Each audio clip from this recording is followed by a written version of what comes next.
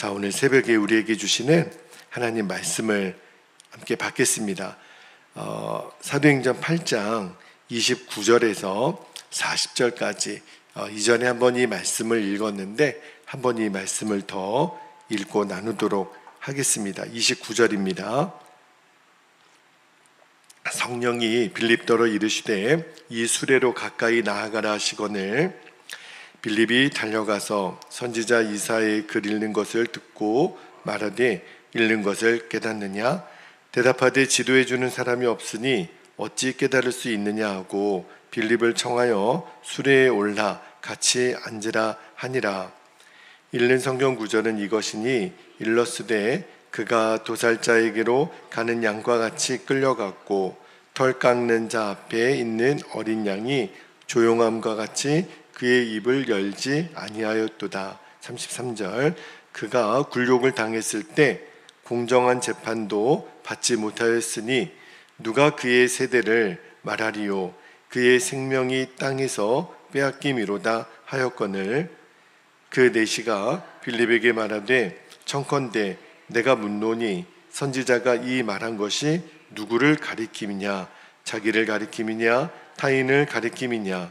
35절 빌립이 입을 열어 이 글에서 시작하여 예수를 가르쳐 복음을 전하니 길 가다가 물 있는 곳에 이르러 그 내시가 말하되 보라 물이 있으니 내가 세례를 받음에 무슨 거리낌이 있느냐. 38절 이에 명하여 수레를 멈추고 빌립과 내시가 둘 다 물에 내려가 빌립이 세례를 베풀고 둘이 물에서 올라올새 주의 영이 빌립을 이끌어간지라. 내시는 기쁘게 길을 가므로 그를 다시 보지 못하니라. 40절 함께요. 빌립은 아수도에 나타나 여러 성을 지나다니며 복음을 전하고 가이사랴에 이르니라. 아멘. 하나님 말씀입니다. 거의 한 열흘 만에 사도행전 말씀을 다시 새벽에 여러분과 좀 나누게 되는데 사도행전 8장을 제가 마지막 결론을 짓지 못하고 끝냈기 때문에 오늘 사도행전 8장을 오늘까지 읽고 이제 내일은 이제 사도행전의 중반부터 후반부까지의 주인공으로 등장하는 이제 사도 바울의 인생을 우리들이 쭉 한번 따라가 보려고 합니다. 그 전에 우리가 사도행전 8장을 마무리하는데 사도행전 8장의 핵심 인물이 누구냐면 빌립이에요. 이분은 사도가 아닙니다. 사역자가 아니에요. 평신도임에도 불구하고 정말 그 삶은 너무너무 귀하게 사역자처럼 선교사처럼 살았죠. 하나님이 영이 빌립을 인도합니다. 어느 곳으로 인도하든 빌립은 단 한 번도 거절한 적이 없어요. 인도하시는 대로 순종하고 늘 그가 있는 자리에서 주의 복음을 전하는 삶을 살았습니다. 그러니까 빌립의 모습을 보면 초대교회 성도들은 정말 선교사의 마인드를 가지고 살았구나 하는 것을 우리가 쭉 나누었고 그렇게 은혜를 누렸습니다. 그런데 이 영향력이 이제 내일부터 등장하는 사도 바울의 삶에 깊은 영향력을 미치죠. 어떤 영향력이냐면 늘 선교사적인 마인드로 사는 거예요. 정말 오늘은 이곳, 내일은 저곳, 주님이 가라 하시는 곳에 늘 순종하여 갔던 그곳에서 주의 복음을 전했던 거죠. 특히 사도행전 16장에 보면 이제 바울과 실라가 빌립보라는 지역에 가서 복음을 전하다가 그 악한 자의 모함에 의하여 이제 매를 맞고 빌립보 감옥에 갇히는 일이 있었죠. 근데 그때 얼마나 억울하겠어요. 정말 다른 것도 아니고 주의 복음을 증거하다가 그렇게 이제 매 맞고 정말 손과 발에 쇠사슬이 매이고 착고에 매여서 감옥에 갇혔으니 얼마나 억울해요. 아마 주님께 주님의 인도하심을 받았는데 그래서 순종했는데 이게 도대체 뭡니까? 그러니까 불평할 만도 했던 그 상황에 바울과 실라는 사도행전 16장에 보면 그들이 기도하고 찬송했다 그랬잖아요. 왜 그러냐면 주님이 우리를 이 감옥까지 보내시는 데는 다 이유가 있을 거야. 그들은 어디에 있는지가 중요하지 않고 주님이 이곳에 나를 왜 보내셨을까? 주님이 이 빌립보 감옥에 우리로 하여금 매맞게 하시고 이 빌립보 감옥에 갇히게 한 이유가 무엇일까? 늘 관심이 어디 있었냐면 주님이 나를 이곳에 있게 하신 목적, 주님의 목적이 무엇일까? 거기에만 관심이 있었어요. 결국은 그날 밤에 찬송 중에 땅이 흔들리고 막 지진이 일어나고 옥문이 열리고 쇠사슬을 메었던 착고가 다 풀릴 때 그 간수장들과 간수가 와서 묻잖아요. 자기들이 이제 죄수들이 없어진 걸 보고 자결하려고 할 때 그때 이제 우리가 여기 있다고 그러면서 외쳤던 유명한 말씀, 주 예수를 믿으라. 그러면 너와 너희 집이 구원을 받으리라. 너무너무 유명한 말씀을 전하고 그 빌립보 지역의 간수장들, 간수들이, 가족들이 예수님을 믿고 세례받는 역사를 일어나잖아요. 그때 이제 바울과 실라가 알게 된 거죠. 아, 이래서 우리를 빌립보 지역으로 인도하셨고 매도 맞게 하셨고 이 감옥에 갇히게 하셨구나. 그것을 정확히 붙들고 있으니까 감옥에 있었을 때도 감사하고 찬송하고 기도할 수 있었던 거죠. 여러분, 지금도 하나님은 저와 여러분을 인도하고 계세요. 여러분, 우리가 어려운 때를 지나가고 있지만 그래도 바울과 실라가 만났던 감옥보다는 낫잖아요. 그죠? 생각해 보면 성경에 수많은 인물들이 고난의 길을 걸어가지만 그분들 앞에 비교해 보면 그래도 우리가 형편이 낫잖아요. 그러니까 우리는 이제 우리의 기도의 방향성이 하나님 빨리 이 어려운 상황을 좀 벗어나게 해주세요. 정말 주님이 나를 좀 인도하시는 곳으로 좀 보내주세요. 이렇게 생각할 수 있겠지만 주님의 생각은 다를 수 있어요. 나는 지금 이 상황이 힘든데, 나는 내가 만나는 사람들이 어려운데 주님은 나를 지금 이 상황, 이 사람을 만나도록 인도하신 수도 있기 때문에 함부로 지금 내 상황을 주님의 인도하심이 지금은 아닐 거야 라고 판단할 수가 없는 거예요. 왜냐하면 참새 한 마리도 하나님의 뜻이 아니면 땅에 떨어지는 법이 없거든요. 그러니까 저와 여러분의 삶에는 우연이 없어요. 여러분, 그러므로 내가 생긴 것이 이렇게 생기고 이런 부모 밑에서 태어났고 이런 배우자를 만났고 이런 자녀를 낳고 지금 내가 만나는 사람들, 내가 지금 처한 직업, 환경 결코 우연이 없습니다. 우리들의 인생은 다 하나님의 인도하심이기 때문에 지금 이 자리에 있는 거예요. 물론 지금이 주의 인도하심의 최종 목적지인지 아니면 지나가는 과정인지 알 수는 없지만 분명한 것은 여러분, 우연히 이 새벽에 여러분이 이 자리에 앉는 것도 아니고 정말 어쩌다 보니 내가 이 새벽에도 내가 지금 이 자리에 있는 게 아니에요. 우리들의 모든 삶은 철저하게 하나님의 인도하신 가운데 있는 겁니다. 무엇으로 내가 있는 거냐면 주님이 나를 이곳에 선교사로 보내신 거다.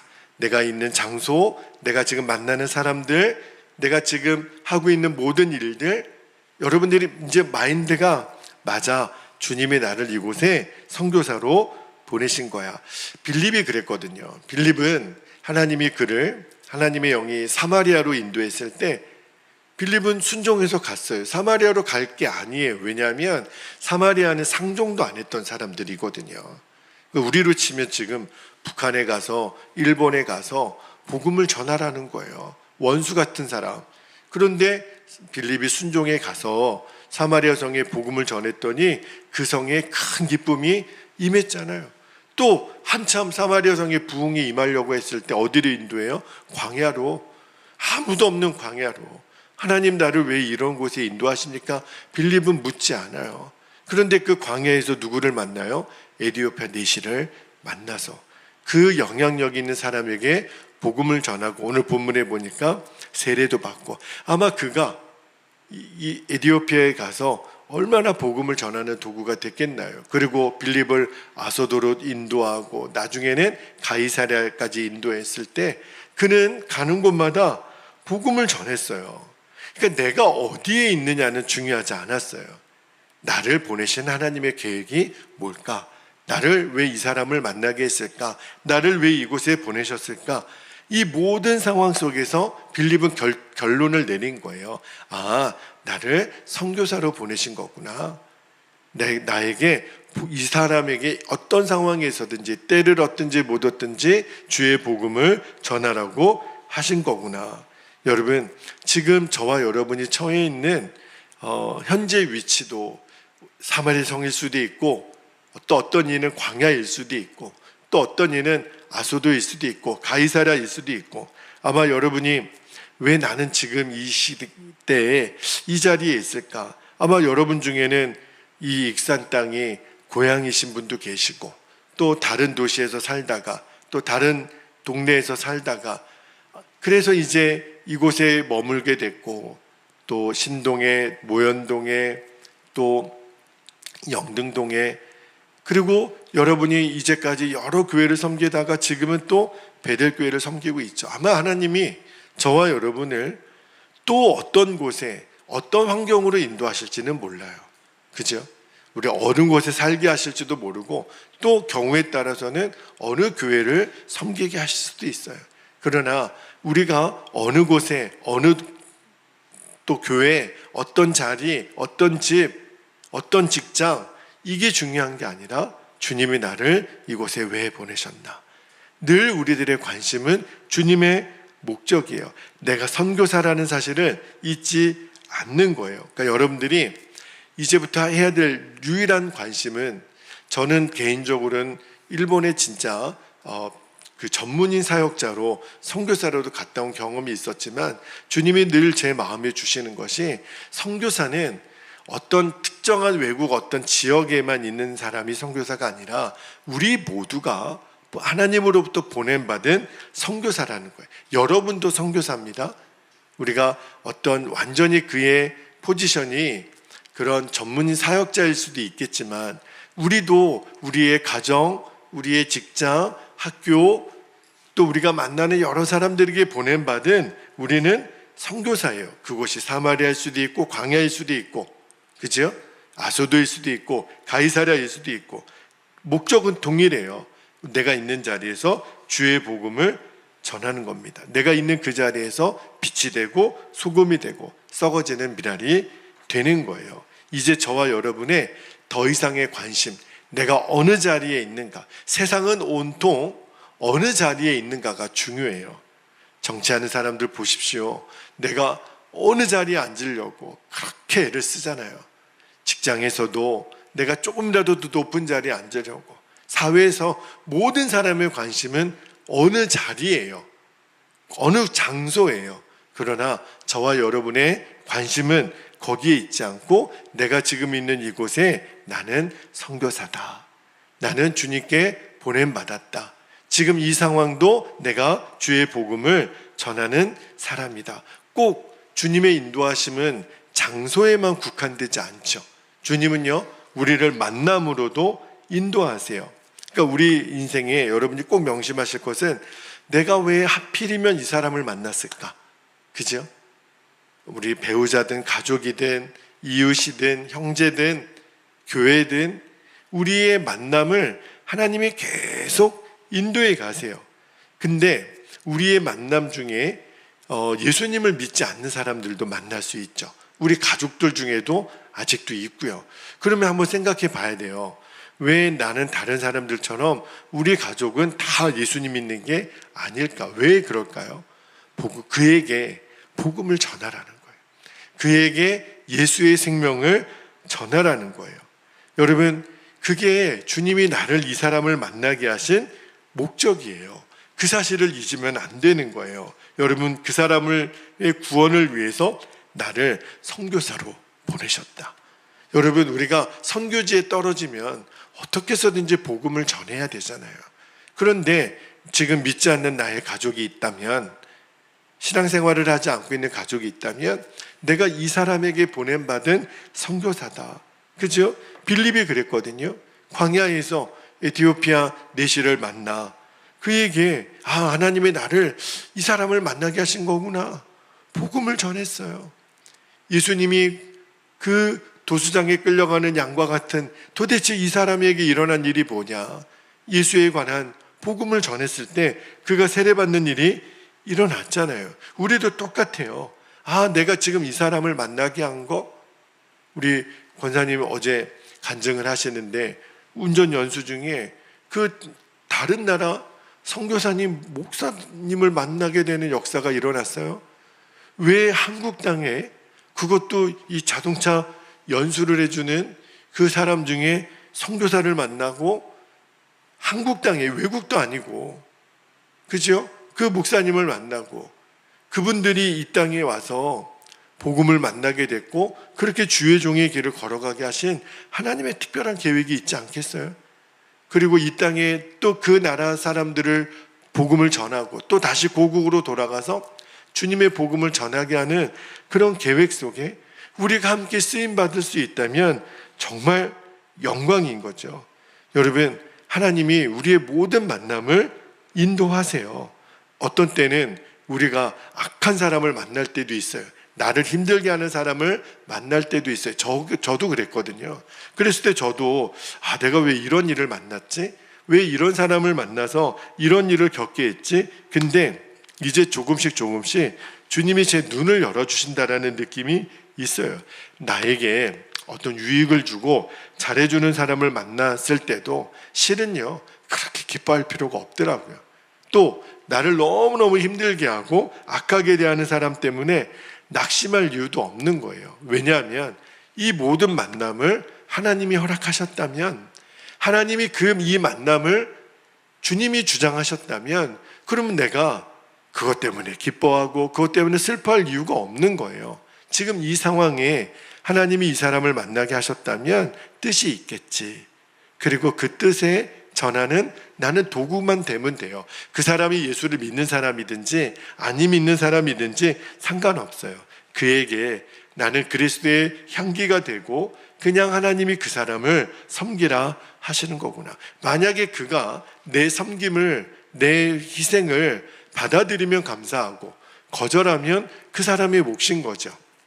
이제 여러분, 우리들의 인생은 굉장히 단순해요. 그 사람 때문에 내가 목을 맬 이유도 없고 밤잠을 설칠 이유도 없고, 그죠? 그냥 단순하게 여러분 사실 수 있기를 바랍니다. 나는 그저 주님이 그분을 만나게 해서 주님의 복음을 전하고 그냥 그분을 섬기면 끝인 거예요. 그분이 나를 잘해주시면 그냥 감사이고, 나에게 악하게 대해도 또 그분의 몫인 거고, 그것 때문에 내가 일희일비할 필요가 전혀 없습니다. 언제나 주님의 허락하심은 최선이에요. 그것만 명심하시면 돼요. 그저 나를 이분에게 만나게 했다면 나를 선교사님으로 보낸 거구나. 여러분, 이 마인드가 정확해야 우리가 사람에게 매이지 않습니다. 누가 나 도와줄 사람 없나, 이거 쳐다보지 않아요. 또 나를 힘들게 하는 사람 때문에 내가 낙심할 이유가 없어요. 지금 때로는 사마리아 성에 큰 기쁨이 임했던 것처럼 내 인생이 상승곡선을 탈 수도 있겠죠. 그러나 어떤 때는 하나님이 나를 완전히 광야로 인도하세요. 풀도 물도 의지할 사람도 없는, 지금 아마 광야를 걸어가는 그런 삶을 살 수도 있어요. 그러나 오히려 그때가 하나님의 은혜의 때일 수 있거든요. 에티오피아 내시를 만나서 주의 복음을 전하게 되는, 이렇게 사람이 없을 수 있나? 아니에요. 지난 우리들 교회 청소년부 아이들이 버스킹 할 때 그 배상공원에서 복음을 전하는데 처음에는 사람이 없더라고요. 그런데 열심히 우리가 땀 흘려 찬양하는데 사람들이 모이는 거 있죠. 비가 온 다음에도 하나님이 예비한 사람은 있다니까요. 하나님이 이 땅의 많은 사람들 중에 꼭 복음을 듣게 하실 하나님의 사람이 있다니까요. 우리를 주목하는 사람이 있다니까요. 여러분, 그러므로 내가 지금 비가 오고 날은 어둡고 상황은 끝난 것 같지만 아니요, 주님의 때는 아직 끝나지 않았어요. 하나님이 또 빌립을 아소도로 그가 처해 있는 곳에 복음을 전하게 하고 나중에는 가이사랴에 살게 하세요. 아마 여러분의 인생에 이 익산 땅이 여러분이 마지막 사는 장소일지도 모르겠어요. 너는 이곳에서 익산 땅에 복음을 전하는 선교사가 되라. 베델교회를 섬기면서 정말 선교사의 사명을 감당하라. 그러실 수도 있어요. 그러나 여러분을 진짜 하나님이 또 다른 곳으로 인도하실 수도 있어요. 저도 그렇고요. 우리는 어느 곳이 우리에게 중요하지가 않아요. 내가 있는 자리에서 주님의 복음을 전하는 선교사로 사는 거예요. 그러므로 저도 이렇게 광야 길을 걷는 것 같을 때 하나님 빨리 이 광야를 좀 벗어나게 해주세요. 그런 기도를 많이 했거든요. 그런데 기도를 바뀌게 하세요. 광야를 벗어나게 기도하지 말고 주님 이곳에서도 광야 같은 이곳에서도 주님이 나를 보내신 목적을 이루는 삶을 살게 해주세요. 그렇게 기도를 바꿔주세요. 여러분의 기도도 한번 바꿔보세요. 내가 지긋지긋하게 언제까지 이런 상황에 있을까가 아니라 주님 이 상황을 주님 나에게 허락하신 이유가 뭘까요? 이 사람을 만나게 하신 이유가 뭘까요? 내가 이 일을 하게 하신 이유가 뭘까요? 주님이 응답해 주실 거예요. 너는 내가 보낸 선교사다. 이 상황에 너를 보낸 선교사다. 이 사람을 만나게 한 너를 보낸 너는 선교사다. 그러므로 광야 가운데 있을 때 두려워할 이유가 없는 거예요. 여러분 광야에서 승리하는 유일한 방법은요, 내가 주님의 목적에 순종하는 거예요. 주님이 전하라 하시면 전하는 거고, 인내하라 하시면 인내하는 거고, 내가 말도 안 되는 수모를 당할 때 참으라 하면 참는 거고, 결국은 여러분 사람을 낚는 어부가 되게 하실 겁니다. 주님이 우리는 다 우연인 것 같아요. 세상 사람들은 그렇게 말하지만 우연은 결코 없어요. 지금 내가 있는 자리, 내가 만난 사람, 이 상황, 이 만남 다 주님이 인도하셨는 겁니다. 그러므로 내가 지금 만난 그 사람을 주목할 이유가 없는 거죠. 나를 보낸 주님을 주목하는 거예요. 그리고 왜 나를 이곳에 보내셨을까? 주님의 목적만 우리들이 붙잡게 되기를 축복합니다.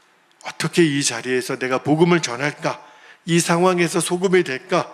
빛이 될까? 예수의 향기가 될까? 이 사람을 어떻게 섬길까? 어떤 만남 속에서도 나는 이 땅에 보내신 하나님의 선교사다. 이 마인드만 잊지 않게 되기를 원합니다. 그러면 주님이 우리를 통해서 놀랍게 역사하세요. 여러분 이제 이번 한 주가 시작이 됐죠? 또 오늘 하루가 이렇게 시작이 됐습니다. 기대가 되는 거예요. 매일 그냥 그저 똑같은 하루를 사는 게 아니에요. 주님이 오늘 나를 누구를 만나게 하실까? 어디로 보내실까? 이제는 우리는 매 순간이 흥분이 되는 겁니다. 기대가 되는 거예요. 왜요? 선교사로 사는 거니까. 여러분은 오늘 주님이 선교사로 임명하신 날이에요.